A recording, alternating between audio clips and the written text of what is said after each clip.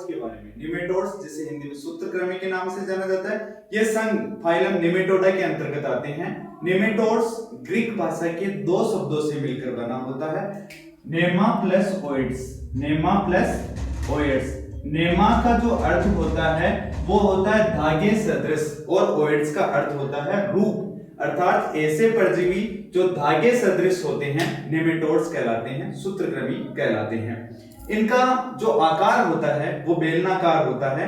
बेलनाकार होने के कारण ही इंग्लैंड में सूत्रकृमियों को इलीवर्म के नाम से जाना जाता है। इंग्लैंड में इनको इलीवर्म के नाम से जाना जाता है।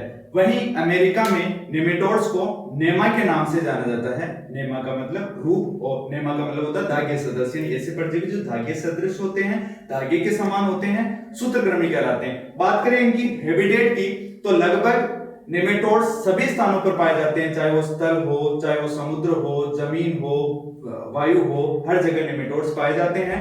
नेमेटोड्स आकार में बेलनाकार होते हैं और अब तक एक अनुमान के अनुसार 5 लाख प्रजातियां नेमेटोड्स की है और उनमें से केवल 25,000 की स्टडी की जा चुकी है। बात करें अलग अलग स्थानों पर इनका जो वितरण है, इनका जो डिस्ट्रीब्यूशन है, बात करें सबसे पहले खारे जल में पाए जाने वाले जो नेमेटोड्स है, उन खारे जल में पाए जाने वाले नेमेटोड्स में कौन कौन से नेमेटोड्स या सूत्रकृमि आते हैं।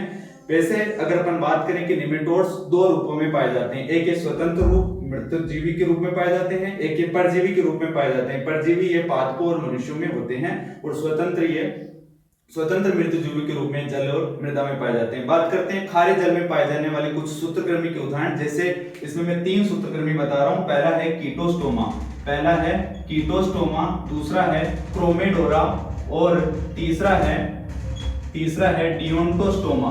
तीसरा कौन सा है? डिओन्टोस्टोमा। बात करें शुद्ध जल में पाए जाने वाले कुछ सूत्रकृमि, शुद्ध जल में पाए जाने वाले सूत्रकृमि में अपन याद करेंगे, पहला है प्लेक्टस, दूसरा है डोराइलेमस, तीसरा है निगोलेमस, चौथा है मोनानंकस और पांचवा है रेब्डाइटिस। यानी कि शुद्ध जल में पाए जाने वाले सूत्रकृमि में याद करेंगे, पहला है प्लेक्टस, दूसरा है डोराइलेमस और तीसरा है निगोलेमस, चौथा है मोनानंकस और रेब्डाइटिस, मोनानंकस और पांचवा है रेब्डाइटिस। ये हो गए शुद्ध जल में पाए जाने वाले सूत्रकृमि। कुछ ऐसे सूत्रकृमि जो जैविक परिचय के रूप में यूजफुल है, जैसे दो ऐसे सूत्रकृमि जैसे कि पेनागिलस और रेडिवाइवस, ये जल प्रदूषण सूचक और पर्यावरण प्रदूषण सूचक के रूप में यूज में आते हैं। जिस प्रकार अपन ने पहले भी पढ़ा था कि लाइकेन भी एक पर्यावरण प्रदूषण सूचक होता है, उसी प्रकार सूत्रकृमि में दो पेनागिलस और रेडिवाइवस ये पर्यावरण प्रदूषण सूचक और जल प्रदूषण सूचक के रूप में यूजफुल है। जैसे रेडिवाइवस और एक है पेनागिलस। बात करें कुछ ऐसे सूत्रकृमि जो मानव के अंदर परजीवी होते हैं, उसमें एक होता है एस्केरिस, जिसका वैज्ञानिक नाम होता है एस्केरिस लुम्ब्रिकोइडस, दूसरा एंट्रोपियस वर्मिकुलेरिस, तीसरा वाउचेरेरिया ब्रेनकोफ्टाई और चौथा ओन्कोसर्का वोल्वुलस। बात करें एक ऐसे ये इस प्रकार के परजीवी है। अगर अपन बात करें उपपरजीवियों के रूप में कुछ सूत्रकृमि, जैसे स्टंट सूत्रकृमि के बारे में बात करेंगे, स्पाइरल सूत्रकृमि के बारे में बात करेंगे, लांस सूत्रकृमि, पिन सूत्रकृमि, रिंग सूत्रकृमि, उसके अलावा सीध सूत्रकृमि, सुई सूत्रकृमि और डेगर सूत्रकृमि और स्टबी जड़ सूत्रकृमि के बारे में बात करेंगे। इनमें से जो पहला परजीवी सूत्रकृमि है वो स्टंट सूत्रकृमि के अंदर आता है टाइलेन कोरिंकस प्रजाति।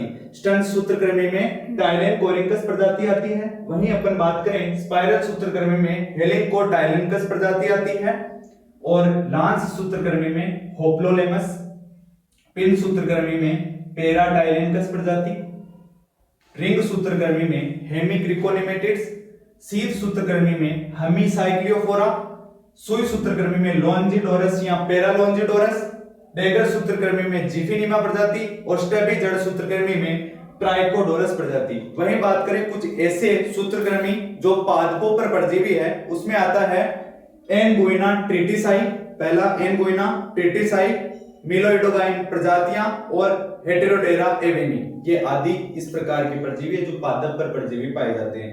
बात करें जो सूत्रकृमि होते हैं, जो निमेटोड्स होते हैं, उन निमेटोड्स का पादपों पर क्या इफेक्ट पड़ता है। अगर सूत्रकृमि अगर पादपों को या प्लांट्स को इन्फेक्ट करेंगे तो उन प्लांट्स पर क्या इफेक्ट पड़ेगा। पहला प्रभाव, ऐसे पादप जिन पर सूत्रकृमियों का प्रभाव हो जाता है वो पीले पड़ जाते हैं। दूसरा, यानी पहला लक्षण तो अपने को दिखाई देगा कि वो पौधे कैसे पड़ जाते हैं, पीले पड़ जाते हैं। दूसरा, ऐसे प्लांट्स जो होते हैं बौने रह जाते हैं, टीनी रह जाते हैं, बौने रह जाते हैं। उनकी जो जड़ें होती है वो पतली, कमजोर और गुच्छेदार हो जाती है, पुट्टीदार हो जाती है, उन पर ग्रंथियां बन जाती है, जिसके कारण उन पर अन्य सूक्ष्म जीव जैसे बैक्टीरिया, फंजाई आदि सूक्ष्म जीवों का अटैक हो जाता है, जिससे पादप सूख जाता है, पादप मर जाता है। उसके बाद बात करें, इसमें पुष्पन व फलन देरी से लगते हैं, पुष्प जल्दी से झड़ते हैं, फल जो होते हैं संख्या में कम, आकार में छोटे व भार में हल्के होते हैं। ऐसा प्रभाव पड़ता है सूत्रकृमियों का जब पादप पर अटैक होता है, तो इस प्रकार के प्रभाव अपने को दिखाई देते हैं।